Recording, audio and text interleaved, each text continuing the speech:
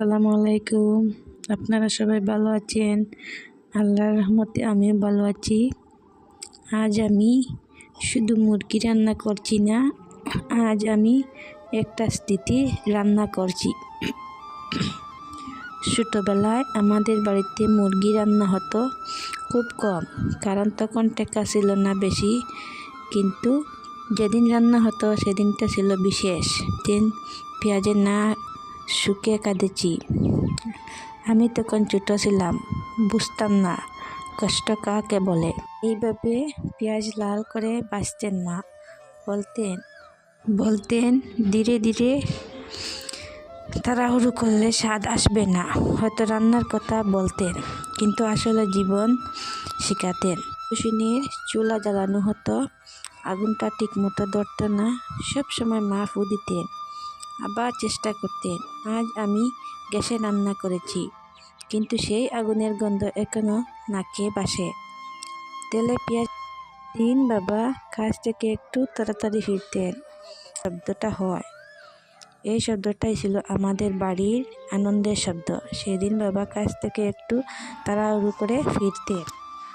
তো না করলে মানুষও শক্ত হয় না। আমাদের জীবনও তখন কষা হচ্ছিল, টাকা কম ছিল, অনেক স্বপ্ন থেমেছিল, কিন্তু মায়ের রান্না আমাদের ভরসা দিত। আমরা ভাই বোনেরা বারবার ডাকনা করলে দেখতাম হয়েছে, মা হাসতেন। মা বলতেন মশলা ভালো করে কষাতে হয়, তবেই স্বাদ বের হয়।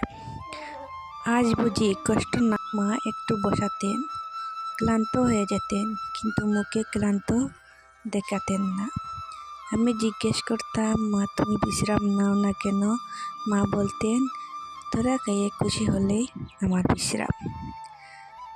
আজ মা বয়সে বড় হয়েছে, এখন আমি রান্না করি, কিন্তু প্রতিটা ধাপে মনে হয় আমি একা না, মা যেন পাশে দাঁড়িয়ে আছে। ডাকনা খুলে রান্না দেখাও, এই রংটা দেখো। ঠিক এমনই রং হতো মায়ের রান্নায়। আজ আমি চেষ্টা করি এই স্বাদ আনতে, হয়তো পুরোটা পারি না, কারণ মায়ের হাতে স্বাদ তো আলাদা। মা শেষে একটু ধনেপাতা ছিটিয়ে দিতেন, বলতেন শেষটা সুন্দর হলে সব সুন্দর লাগে। শেষ পর্যন্ত লড়াই করলে কষ্টের গল্প সুন্দর হয়ে যায়।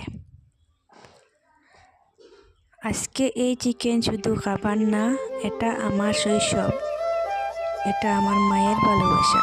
যাদের মা এখনো রান্না করে দেন, একদিন গিয়ে বলো মা তোমার রান্না সবচেয়ে ভালো, কারণ একদিন হয়তো এই স্বাদ শুধু স্মৃতি হয়ে যাবে।